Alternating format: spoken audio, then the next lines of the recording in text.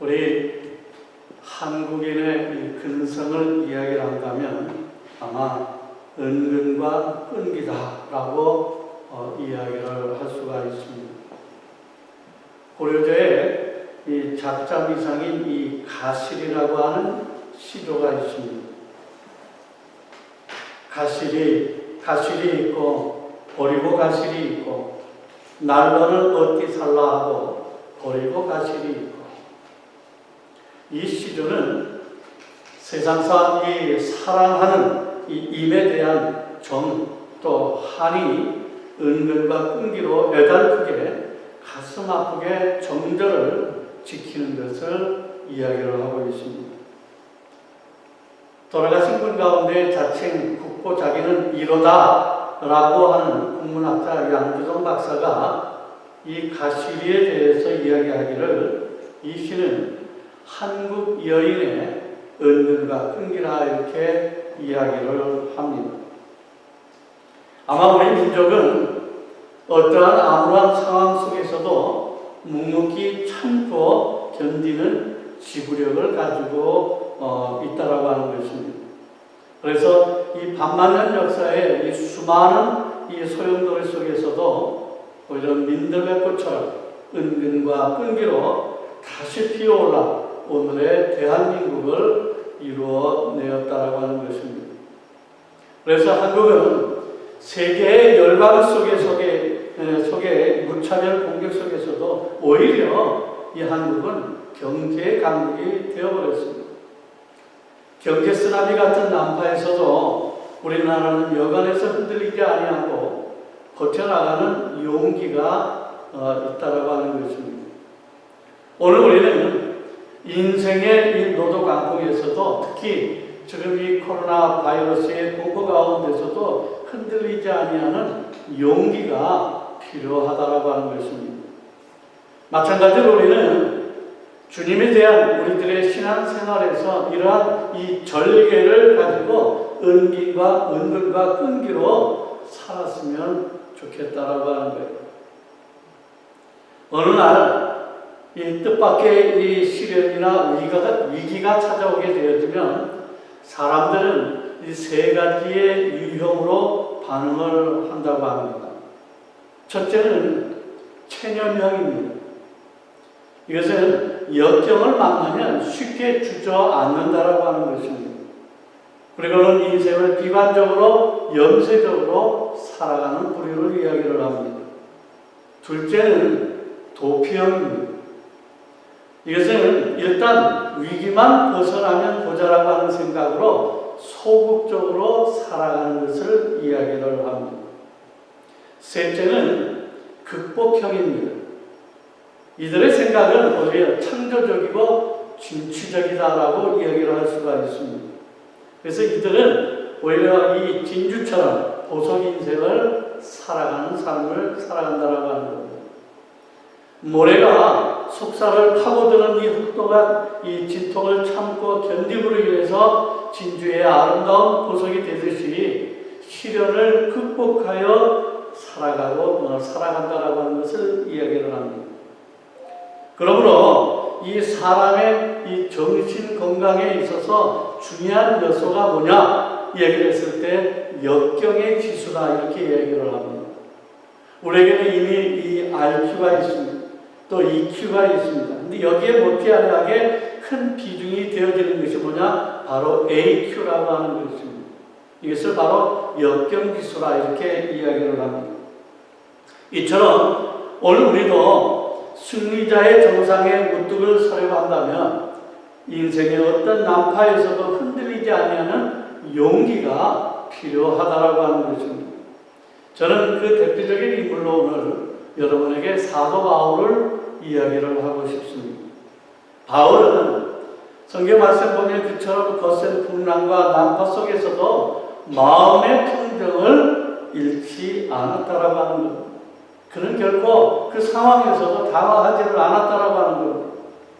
같은 배를 타고 있는 사람들과 똑같이 이 노도의 강풍 속에서도 시달리며 함께 며칠 동안이나 못 먹고 못 찾는데도 불구하고 오히려 그들 가운데 사도 바울이 뭐라고 얘기를 합니까? 오늘 본문 22절에 이렇게 이야기를 합니다. 내가 너희를 권하노니 이제는 안심하라. 너희 중 아무도 생명에는 아무런 손상이 없겠고 오직 배뿐이니라 라고 얘기를 합니다. 다시 말해서 무슨 얘기입니까? 여러분 이제는 기운 내십시오. 우리 중에 아무도 목숨을 잃을 사람 아무도 없다라고 하는 거예요. 오직 잃을 것은 배뿐이다 라고 지금 이야기를 하는 거예요. 이처럼 사도 바울은 지중해 한복판에서도 태풍을 만나서도 의연하게 대처해 나가는 이 신앙인의 아름다운 용기를 보여주고 있다라고 하는 것입니다. 사람은 위기를 만날 때에 신앙의 깊이가 드러나게 되어집니다. 작은 바람 앞에서도 쉽게 흔들리는 갈대가 되느냐 아니면 뿌리 깊은 나무가 되느냐는 그 사람의 영성에 달려있는 겁니다. 믿음의 사람 다윗은 시편 125편 1절에 이렇게 이야기를 하고 있습니다. 여호와를 의지하는 자는 시온산이 흔들리지 아니하고 영원히 있음 같도다라고 이야기를 합니다. 그러면 우리가 어떤 신앙을 가져야 인생의 이 난파 중에서도 흔들리지 아니하는 용기의 사람이 될 수 있을까? 어떻게 하면 신앙을 온전히 굳건히 지키고 용기 있게 그 어려운 가운데서도 직진하며 나갈 수 있는 삶이 될까라고 하는 거예요. 그래서 몇 가지로 보면 첫 번째로 하나님이 함께 계심을 확신해야 한다라고 하는 거예요. 여러분 이게 중요합니다. 우리의 생활 속에 주님이 나와 함께 하심을 확신하는 것, 이 프레센스, 이게 너무나 중요하다고 하는 거예요. 바울은 다른 사람들과 똑같이 몇 날 며칠을 밤낮으로 태풍에 시달렸습니다. 그러면서도 불구하고 그처럼 의연할 수 있었다라고 하는 것은 뭐냐? 하나님이 자기와 함께 계심을 확신했기 때문이다라고 하는 거예요. 그런 사람들에게 이렇게 오늘 본문의 말씀을 통해서 확신을 시켜주고 있습니다. 23절입니다. 내가 속한 바 곧 내가 섬기는 하나님의 사자가 어젯밤에 내 곁에 서서 말하되.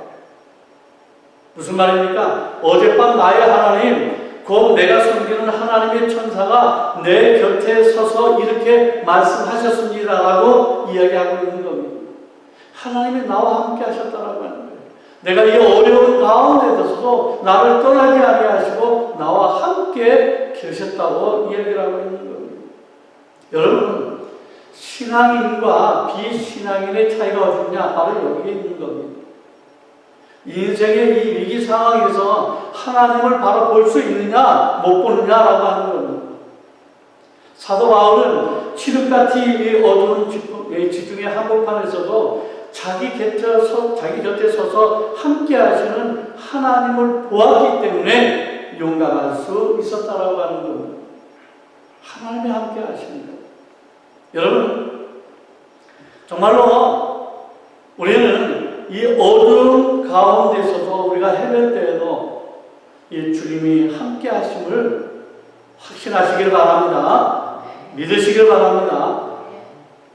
어떤 경우에는 우리가 하나님을 못 보더라도 하나님이 우리를 보고 계신다라고 합니다. 우리의 신앙이 약해져서 우리가 비록 하나님을 바라보지는 못한다 하더라도 택한 백성에 있어서는 하나님들 우리를 바라보고 계시다라고 하는 거예요. 우리는 하나님이 어찌 보면 수많이 멀리 떨어져 있는 것으로 생각을 할 수가 있습니다.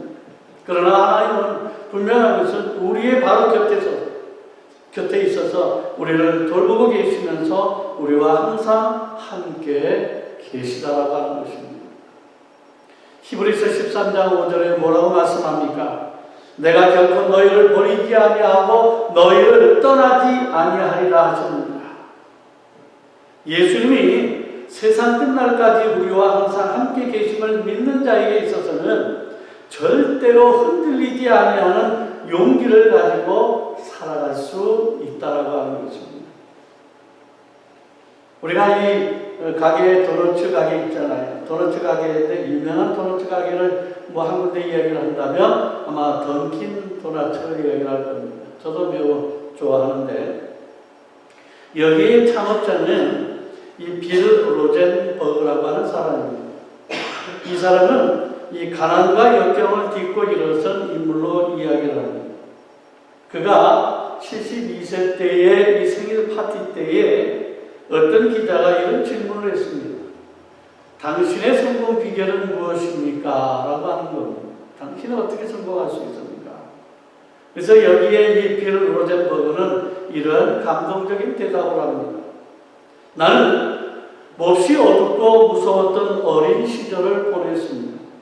그리고 교육도 제대로 받지를 못했습니다. 하지만 하나님께서 나와 동행자가 되어주심과 늘 함께 하심을 확신했기 때문입니다. 라고 하는 겁니다. 주님의 함께 하심을 통해서 내 신앙에 확신을 가질 수 있었고 그래서 내가 성공할 수 있었다고 하는 겁니다. 주님은 여전히 우리와 함께 하여 주십니다. 난파 중에서도 내 곁에 찾아와 함께 하여 주신다라고 하는 겁니다. 우리가 잘 아는 복음성가에서도 이런 가사가 있잖아요. 내가 어둠 속에서 헤맬 때도 주님은 함께 계시고 내가 시험 당하여 괴로울 때도 주님은 함께 계시고 이 담대하라고 하는 찬송입니다. 주님은 우리 어떤 상황에도 불구하고 늘 함께 하심을 여러분들의 신앙생활 속에 확신하고 믿으시기를 바랍니다. 두 번째는 하나님의 목적을 확신해야 한다라고 하는 겁니다. purpose. 하나님의 목적을 확신해야 된다. 무슨 얘기냐? 지금 사도 바울은 죄수의 신분이었음에도 불구하고 로마 군인들에게 향해서 용감하게 말할 수 있었던 배짱이 어디에서 생겼을까? 오늘 본문 24절에 이렇게 얘기를 합니다. 바울아, 두려워하지 말라. 내가 가이사 앞에 서야 하겠고 또 하나님께서 너와 함께 항해하는 자를 다 내게 주셨다 하였습니다. 이렇게 말씀하시는 하나님의 음성을 그는 뚜렷이 들었기 때문에 그는 용기 있는 자가 되어졌다라고 하는 거예요. 지금 사도 바울이 지금 로마로 가야 하는 이유가 무엇입니까? 그것은 세계 중심 도시를 선교하러 가는 것입니다. 그런데 지금은 지중해 한복판에서 유라굴로를 통해서 광풍을 만난 겁니다. 이것은 소아시아에 있는 이다산에서 불어오는 북동풍의 태풍을 이야기를 합니다. 지금 로마로 향해 가는 사도 바울에게 있어서는 설상가상의 악지였습니다. 바울은 그동안 로마 선교의 비전과 꿈을 가지고 뜨겁게 기도해 왔는데 지금 죄수의 신분으로 끌려가는 상황이었고 거기다가 태풍을 만났다라고 하는 겁니다. 얼른 보기에는 정말 의아스러운 환란이라 생각할 수도 있습니다. 그는 분명히 복음에 대한 확신이 있었고 그것을 내가 죄수의 신분으로 가지만은 그곳에 가서 복음을 전파하려고 하는 확신이 있었지만 그 가운데서 태풍이라고 하는 것 때문에 내가 지금 언제 죽게 될지 모르는 그런 상황에 지금 빠져 있다라고 하는 거예요. 그런데 그 가운데 하나님은 그에게 분명하게 말씀을 하고 있는 겁니다. 바울아, 나는 너의 인생의 계획을 세우고 있단다. 나의 계획은 너를 로마에까지 보내는 것이란다. 바울아, 지금 이 배가 표류하고 있는 것이 아니라 내가 너를 로마까지 안전하게 데리고 가려고 이 배를 잠깐 흔들고 있는 것에 불과하다. 이렇게 이야기를 하고 있는 것입니다. 여러분, 인생의 위기 속에는요, 반드시 하나님의 목표가 있고 계획이 있다라고 하는 겁니다. 하나님은 잠시 흔든 다음에 더 단단하게 견고하게 작품을 만들어 주신다라고 하는 거예요. 우리 인생은. 그러기에 그 어떤 일들도 하나님의 목적을 방해하지를 못하는 것입니다. 하나님의 계획은 오차 없이 계속해서 진행이 되어지고 있는 것입니다. 이 공산주의 냉전 시대에 루마니아에서 이 순교적인 이 신앙으로 승리했던 코리텐 이쁨 여사가 이렇게 간증을 하고 있습니다. 하나님께는 문제가 없고 계획만 있을 뿐이다 라고 얘기를 하는 거예요. 하나님의 계획에는 하나님에게 문제는 아무것도 없다라고 하는 거예요. 오직 하나님에게 있어서는 계획이 있다라고 하는 거예요. 그리고 앤드루 머레이라고 하는 사람은 이렇게 얘기를 합니다. 우리가 고난을 당할 때에 하나님은 때때로 왜 지체하신가? 하나님이 지체하실 때마다 그분은 우리에게 갑절의 복을 준비하고 계신다라고 하는 거예요. 여러분, 주님께서는요, 우리의 믿음을 퇴보시키려고 하는 것이 아니라 오히려 발전시키고자 우리에게 고난과 시련을 만나게 하신다라고 하는 거예요. 따라서 우리는 인생의 어떤 난파에서도 두려움 대신에 가져야 될 것이 뭐냐? 믿음의 용기라고 하는 것입니다. 이걸 가져야 된다라고 하는 거예요. 오늘도 내 인생에 있어서 어떤 혼돈과 소용돌이가 몰아치더라도 반드시 하나님의 계획과 목적이 있음을 반드시 믿으시기를 바랍니다. 이 시대를 살아가기 위해서는 난파에서도 흔들리지 않는 용기가 필요하다라고 하는 것입니다. 세 번째, 우리에게 필요한 것이 무엇이냐? 바로 하나님의 약속을 확신해야 한다라고 하는 거예요. 프로미스. 바울은 이 노도강풍에 밀려서 정신을 못 차리고 있는 그들을 계속해서 안심시켜주고 있습니다. 그 근거가 무엇이냐? 바로 오늘 본문 25절의 말씀입니다. 그러므로 여러분들이 안심하라. 나는 내게 말씀하신 그대로 되리라고 하나님을 믿노라라고 하는 겁니다. 하나님의 목적에 그것이 반드시 이루어진다라고 하는 것을 믿는다라고 얘기를 하고 있습니다. 그리고 26절에서 얘기를 합니다. 그런즉 우리가 반드시 한 섬에 걸리리라 하더라. 그는 하나님의 약속을 절대적으로 신뢰하고 있는 모습을 우리에게 보여주고 있다라고 하는 겁니다. 지금은 위험의 상태에 있습니다. 태풍 때문에 언제 우리가 난파가 될 줄을 모르는 죽음 가운데 있습니다. 그런데 하나님이 함께 계셔서 하나님이 약속하신 대로 하나님의 목적에 따라서 우리가 분명히 되어질 것을 믿는 확신이 있다라고 하는 거예요. 그래서 우리는 여기서 죽지 아니하고 우리는 살아서 분명히 한 섬에 걸린다라고 하는 거예요. 우리는 살아난다라고 하는 겁니다. 사랑하는 성도 여러분, 성경에는 이렇게 하나님의 약속이 수많이 있는데 따져보니까 12,000개의 약속이 있다라고 합니다. 12,000개. 그래서 성경의 이름이 뭡니까?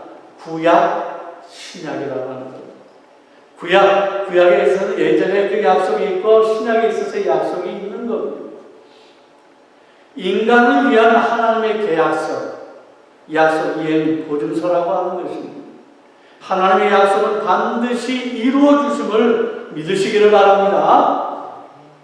구원의 약속, 은혜의 약속, 축복의 약속, 치유의 약속, 보상의 약속, 회복의 약속, 승리의 약속, 형통의 약속을 이루어 주시는 것입니다. 또 돌보심의 약속, 기도 응답의 약속, 비전 성취의 약속, 꿈의 실현의 약속을 이루어 주시는 것입니다. 오늘 우리에게 주어지는 이 말씀, 즉 하나님의 함께 하심을 확신하는 것, 목적을 확신하는 것, 약속을 확신하시는 것, 이 3P, presence, purpose, promise, 이것을 잊지 마시고 여러분의 이 마음속에 깊이 새기시기를 바랍니다. 여러분 혹시 여러분의 이 기도 응답이 더디다라고 느껴지십니까? 어떤 분이 참 좋은 이 해석을 이야기를 하고 있습니다. 여러분의 기도 응답이 지연되는 것은 거절되는 것이 아닙니다. 여러분이 기다리고 있는 동안 하나님은 역사하고 계십니다. 어떤 아무런 상황에서도 하나님의 약속을 확신하시기를 바랍니다. 라고 얘기를 하는 겁니다. 우리가 하나님의 자녀이기 때문에 우리가 주님 앞에 기도하는 것은 하나님의 역사 가운데 반드시 이루어진다라고 하는 것입니다. 우리에게 중요한 것은 그 약속하신 모든 것을 믿음으로 확신하는 것입니다. 믿는 것입니다. 사랑하는 성도 여러분, 지금 전 세계는 이 코로나 바이러스로 인해서 많은 고통과 공포 가운데 있는 것은 분명합니다. 그러나 오늘 우리도 사도 바울처럼 인생의 어떤 노도강풍과 난파의 소용돌이에서도 흔들리지 아니하는 용기인 우리에게 주어지는 이 말씀처럼, 즉 함께 하심을 확신하고 목적을 확신하고 약속을 확신하는 이 사실을 잊지 아니하고 여러분의 마음속에 깊이 새겨서 만약에 살아가신다고 한다면 분명 여러분들에게 있어서는 승리의 아름다운 삶이 되어질 것이다라고 하는 겁니다. 물론 우리의 현실의 삶 속에서 참으로 죽음을 압도하고 확신한다라고 하는 것, 믿는다라고 하는 것, 그것을 이겨내는 승리의 용기를 갖는다라고 하는 것, 그건 쉬운 것을 결코 아닙니다. 그러나 우리는 하나님의 자녀이기 때문에 가능하고 그것은 확실히 믿을 수가 있다고 하는 겁니다. 왜? 하나님이 우리를 도와주시기 때문에. 나는 할 수가 없지만 하나님이 나와 함께 하셔서 우리를 돌보시고 인도하시고 우리를 역사하시기에 우리가 그러한 하나님을 믿는다라고 하는 확신만 있다고 한다면 우리의 삶에서 분명히 놀라운 이런 이 기적과 이적이 우리의 삶 속에 나타날 것이다라고 하는 겁니다. 하나님은 여전히 내 곁에서 함께하여 주신다라고 하는 겁니다. 하나님은 분명한 목적을 가지고 인생의 행보를 인도해 주시는 것입니다. 그리고 하나님은 반드시 비전과 꿈을 실현시켜 주시겠다라는 약속을 이루어 주십니다. 이러한 삶이 여러분의 삶 속에서 기적적으로 경험하시는 놀라운 은혜가 주의 이름으로 있기를 간절히 축원을 드립니다. 기도하겠습니다. 아버지 하나님,